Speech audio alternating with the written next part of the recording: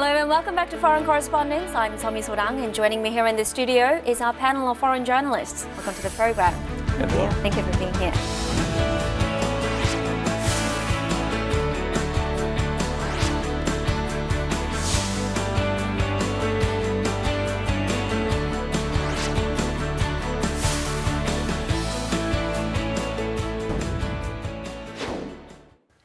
Last week on November 15th, the annual college entrance exams, better known here as Suneung, was held in South Korea. For the test takers, the exam results are one of the main determinants of which universities they'll be admitted to. So on this week's edition of Foreign Correspondents, the topic is college entrance process. We compare the system in South Korea to that of other countries across the world and also touch upon some of the more fundamental questions regarding the necessity of post-secondary education.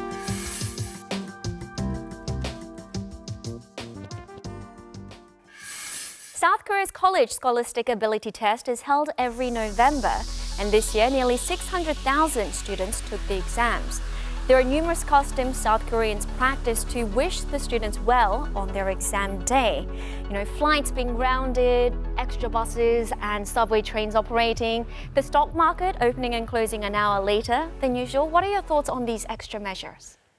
I think some of them are really cute. I saw a clip of students being awaited by their fellow juniors, their juniors, being cheered by them, and they sang songs for them to cheer them on, wishing them luck, and clapping their hands. I think that's so cute. I've never seen that in my life anyway. I like the fact as well that you have some policemen on the motorcycle on standby, so for students who wake up too late, they can be rushed to the exam center by police motorcycle. Yeah, so motorcycles, ambulances, and also taxis, they're always on standby.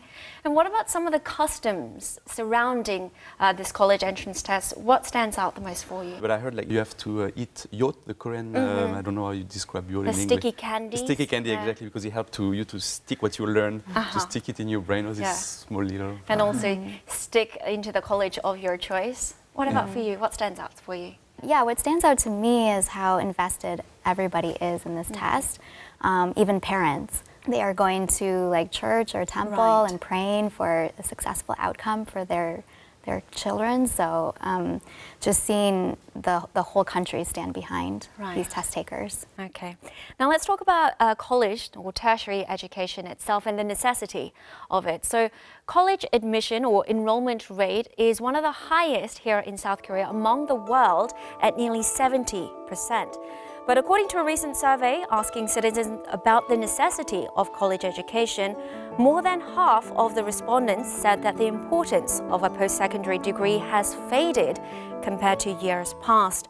Do you think the necessity of college education will decrease as time goes on, or would it stay the same or even increase? I think it will increase. I mean, our societies are becoming more and more complex and specialized and sophisticated, so I think we need more time to be specialized and to develop some skills. So I'm very surprised by the result of this poll. I think in France, more and more people goes to tertiary education because people think it's more and more useful. More and more people think it's useful, I think. What about in the Netherlands? So it's interesting. In the Netherlands, you see that for a long time, the amount of people going to university has been growing, but now it's stabilizing. And what do you think? I think the cause is that you have a group of people going to university, and you have the demand from the labor market. But once you have enough people going to university, the demand from the labor market is not as high anymore. So you would have too many people with a university degree. And I think that might be also the case in Korea, where so many people go to universities that the advantage of having a university degree is not as big anymore as it was. So you could argue that the system is endangering itself as well. Right. And exactly following on from your point there, one of the reasons pundits say explains the decreasing enrollment rate is that students no longer see tertiary education as a guarantor of enrollment. What's the tertiary education enrollment rate in the United States? In the US, it's around 70%. So similar to Korea. It is similar, but that only counts the people who are enrolling. But many of the people who enroll don't actually finish their studies and graduate. So we have a 1 in 5 dropout rate in the US, and that is mostly affecting people who are the first in their families to attend university. And naturally, those people are oftentimes coming from a lower socioeconomic background. And is college entrance enrollment rate on the rise or on the decrease in the States? It had been steadily rising since the 1970s, but since 2005 about, it's been fluctuating up and down. Okay, at around 70% mark? Yeah, slightly below and slightly above. I mean, that is because, as we've been talking about, in big cities, especially, the value of a college degree is not as great as it once was because, according to studies, there are more people with bachelor's degrees than jobs that require bachelor's degrees. Right. Now, you mentioned that college entrance rates are on the rise in France. What's the exact number? I mean, it was not so easy to find a figure because the system is a bit complex. You have some schools who are like technically after the high school, but who are not really, I don't know if you can qualify them at universities, more like technical school. But if you enter them, you can as well after enter university. So the global rate is around 65%. And the reason why it's increasing, I think, I mean, as you said, of course, having a degree doesn't guarantee you a job, but not having a degree really be much more difficult to have a career. So people know that, and it's much easier to, and your life will be much easier if you have a good degree. And one of the reasons, so people know that, as I said, is that explains the increase of enrollment rate. And the second reason is that the French system, they tried to reform it recently, so they made it more flexible. So you can enter one of these technical schools, and if your grades are good enough, then you can change pathway to another university or to one of the grandes écoles, which is an elite system. There is a lot of crossways to make people, for example, if you're not a very good student in high school, but you realize you have a talent or some skill in a specific area, then you can later join a very good university. So the system is pretty well done now. So you can enter technical school as a mature age student and then proceed on to exactly. university. Yes. Can you enter technical schools before you graduate high school? You have there is different type of school. There is a lot of possibilities. So that's why the rate is going up, I think, is because they try to make it adaptive and flexible. Okay, now moving back to the US, over in the US in 2015, then First Lady Michelle Obama, she appeared in a rap video encouraging students to pursue higher education. It's widely assumed that the video was aimed at supporting her husband Barack Obama's policies of encouraging more students to enroll in college. What were the reasons for his policy of encouraging tertiary education? Well, he did recognize that a college degree or some sort of post-secondary education is crucial to upward social mobility. And so he really made a name for himself as the higher education president. Just a few weeks after he took office, Congress passed like an economic stimulus bill to encourage students to go to school by giving them more financial aid. And President Obama also took aim at for-profit universities. So he wanted to make sure that universities are actually delivering on promises and, you know, pushing for good educational outcomes and not just price gouging students. So that's really his legacy. Right. Well, did his legacy have the effects that it desired? Like, did it actually produce substantial results in terms of increasing university entrance rates? Well, in terms of making the quality of education better, it did have results because a lot of these for-profit universities were made to adhere to higher standards or shut down. Right. Okay. Now, not all universities are considered equal. Some of them are not considered to be desirable places to enroll in. And for many students, their goal is to be accepted into a top-tier university that's considered elite. In Holland, what kind of universities or colleges are considered elite? Well, equality is very important in the Netherlands historically as well. So we don't really have elite universities. So if you pass the general high school test, it doesn't really matter what your grade is. If you pass, you get okay to go to any university you like.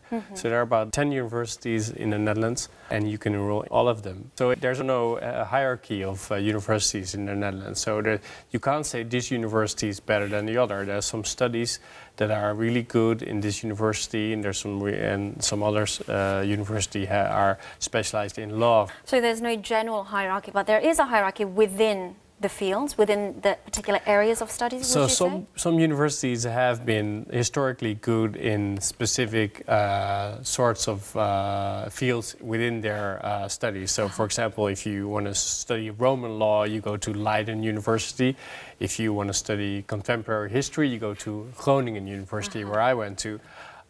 So there are some preferences, but all the universities have the same program. So you can also study Roman law in Maastricht, for example, and you would have the same contents, but historically it's been just a little bit better in another university. But I think overall the system is pretty equal, so it doesn't really matter which university you go. Okay, so pretty egalitarian. What about in France? That's interesting because that's we have that system too. We have all the universities are pretty much the same. I'm from Lyon, and if I want to study medicine, I can go to university in Lyon. That would be the same quality as in Paris or any other places.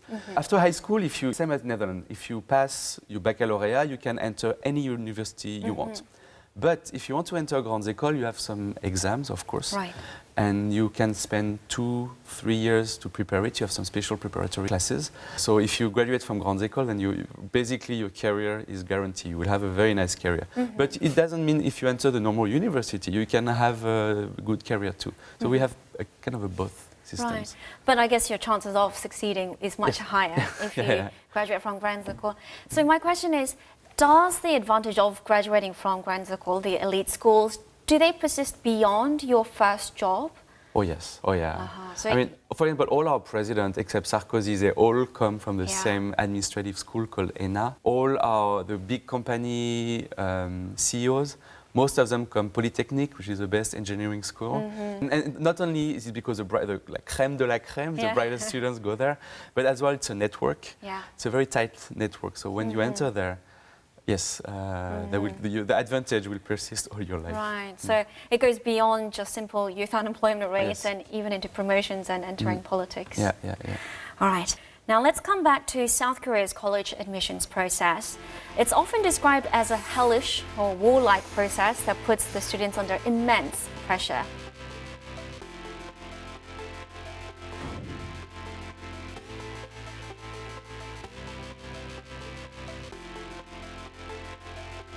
But that's of course not to say that South Korea is unique in terms of having high competition for college enrollment, especially among the East Asian countries.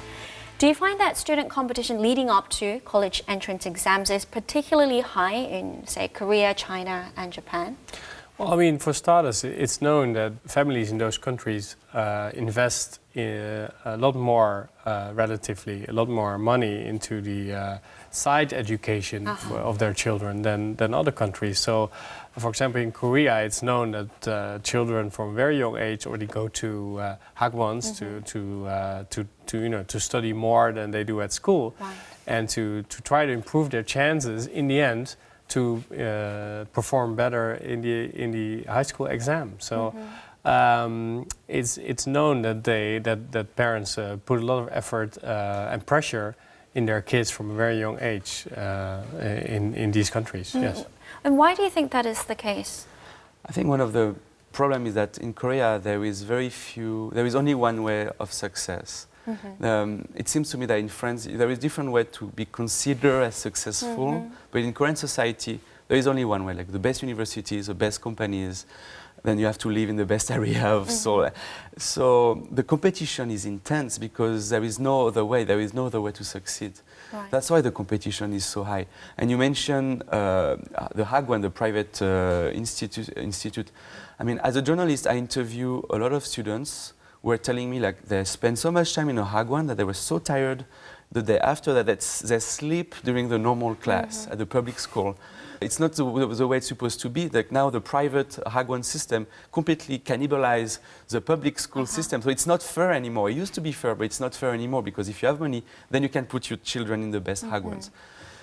So Korea really has to think deeply on how to reform its system, and it's fair for everybody. I agree. I mean, it's affecting society as well. Look at the number of newborns, kids that are being born in Korea. I mean, a lot of parents say that they are not willing to take more than one kid because the education system is putting such a financial toll on their life. It's very expensive to have kids here because you have to partake in this rat race.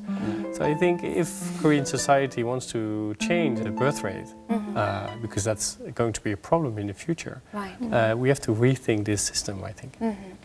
Then if we take a look at the other argument, the opposite argument, I guess you could say, then do you think this fierce drive or this interest in education, it has a net positive effect for the economy? I think it had initially. I think this passion for education really explained the Korea economic miracle. But I think we reach a point now where the economy is well developed. We need creative people. And I don't see how rote memorizing of exam question, because Suneung is really about memorization. Right, and it's multiple choice. It's multiple choice question. So that really doesn't help you to become happy first, and I think being happy is important, and then creative. And the economy needs more diverse and creative people. So I think it was adapted in the past, and I don't think it's so fit for the new situation anymore. Right, okay, so perhaps no longer serving a useful purpose anymore. Now, countries across the world have adopted a different variety of college admission and evaluation procedures, each according to their unique history, culture, and social backgrounds. We've touched upon this already, but could you explain further how the France system works? Oh, so in France, we have what you call the Baccalaureate, which is a high school degree. It's 2 weeks of exams, and if you pass, you can enter any university of your choice. Well, what do you mean by pass? Is it? If you have more than the best grade is 20, the lowest grade is 0. If you are more than 10, you're good to go. Okay. But if you want to go to the best schools or some like schools where the number of seats is limited, like engineering school, then you have to pass either additional exams or each school has its own system. For me, I was in an engineering school, and they take the students with the best baccalaureate grades. Right. So there is this two system where university is open to everybody, and then some schools there is exams. And the way you ask about reforms, now France is trying to reform its baccalaureate system. Instead of having 2 weeks of exam, they want to have exam during 2 years. So it's less intense. You will have a few months each few months. You have, for example, there will be French, then there will be history, and so on. And they want to introduce as well 10% of your grade will be made of your regular grades during high school. So people are criticizing that because they think it's a bit unfair. Like some schools can grade more strictly than others. So we will see how it goes. But it was interesting when you mentioned that in Netherlands you don't try to. The system is good enough that people don't try to reform it. In France, they try to reform it regularly, so maybe it's a sign that it's not working so well. Now, the United States has a very long history of accepting what's called legacy admissions. Many elite schools give preference to students whose family member is an alumni, especially if the alumni has provided a large donation or made significant contribution to their field. Unsurprisingly, there are critics of this policy, often calling it an affirmative action for the privileged white. And what's the origin of this legacy policy? Well, the origin is actually rooted in discrimination against immigrants because in the 1920s, we were seeing lots of Eastern European Jews coming, and people, the Protestants, white wealthy people, were worried about their position in society, so they adopted these legacy policies to keep immigrants out. So a lot of the what we call Ivy League schools, they dropped this legacy system but then later reinstated it. What was the reason for that? I think the pressure that, in higher education there are special interest groups and lobbies and donors, as you mentioned, and so there was a pressure. But it's a serious problem, and it's been shown that children of alumni who are applying to these colleges have a 45% higher chance of getting accepted. It's amazing. Yeah. Right, so it shows that they might not have gotten in on their own merit. Yeah, of course. Okay. Now, moving over to the Netherlands, you touched upon this before, but there's a lottery system for studies that are more popular, such as medicine. Could you explain further how that lottery system works? Yeah, so medicine is actually the best example because it's been like this for quite some years. At some point, so many people wanted to be a doctor and enlisted in a medicine school that the government had to do something, because every year so many new doctors came from university and tried to find a job, and simply there weren't enough positions to fill. So the hospitals didn't have enough vacancies, and doctors were sitting at home. And while their education is so expensive, because it's much more expensive than if you study history, for example, Right. because all the labs that you need and the doctors that train you and the work you have to do in the hospital. So then they decided to enforce this lottery system. And at first you just had to put your name in, and you know, if you were lucky, you would get one of the positions. Well, what are the chances? What's the ratio? I mean, there were, I think, at some point 5 times as more applicants than availability. So 1 to 5. Yeah, that was pretty rough. And then, of course, there were the stories in the media of this girl who had only A's, you know, the best grades, and just she couldn't get in. And why lottery system? Why not just take the student with a base grade? because you can line them up. Well, because I mean, then it's very difficult to put a threshold, right? I mean, where do you put? Do you do it at C or at B? I mean, no, you just take the number. There is 100 seats, places. You take the 100 best students. well, here the equality philosophy comes back again. I mean, so grades is important, but it's just one of the factors that are important. So I mean, in the Netherlands, really the philosophy is that you have to have a chance to develop when you're a student, and all the pressure doesn't have to come down in high school. So maybe you're just developing later, and your capabilities are not the same in university as they are in high school. So your grades might not be as good, but you still are allowed to have a chance to become a doctor. And also, to become a doctor, you don't necessarily have to have the best grades, right? I mean, you have to have other skills too, and some doctors are just really good in surgery, for example, but they didn't have A's in high school. Does that make them a bad surgeon? And you need empathy, you need a lot of human qualities that you cannot grade. I agree. Yeah. Oh, interesting. Okay. All right. So we've looked at all the college admission systems around the world. So let me end with this question. So from a philosophical point of view, why do tertiary education institutions exist, and what should students learn there? I mean, I think fundamentally they should be here to help us to understand the world better and to make us more responsible citizens. And my worry, and I see this trend in France or in Korea and everywhere, is that university is just becoming a way to make little soldiers for the big companies, for the labor, like private labor market. And I don't think that's what philosophically that should be the purpose of university. Okay, Anne? In university, exposure to diversity is very important. So I think that universities should be trying to make their student body more diverse so that when students go there, they can meet people from different backgrounds, different places, with different mindsets. Okay, and Yehun? Yeah, I couldn't agree more. I think, historically universities were places where you could think freely, without constraints of society, of the church or whatever. And where you could, debate ideas and develop your own thinking. And this is, I think, one of the most important factors still of university life, that you have a period of 3 or 4 years where you do have to make your exams, but you also have a time where you can develop your thinking and yourself and find out what you want in life. And I think this freedom and this creativity that is allowed in university should stay and should be treasured. Okay. All right, we'll have to wrap it up there. Thank you for your Thank you. insight. Thank you for your input. Thank you. Being accepted into a top-tier school might be a dream come true for many students. But we should always remember that university education represents just a single step in a lifelong path of learning and pursuing our goals. That's all we have for this week. Thank you for tuning in, and goodbye.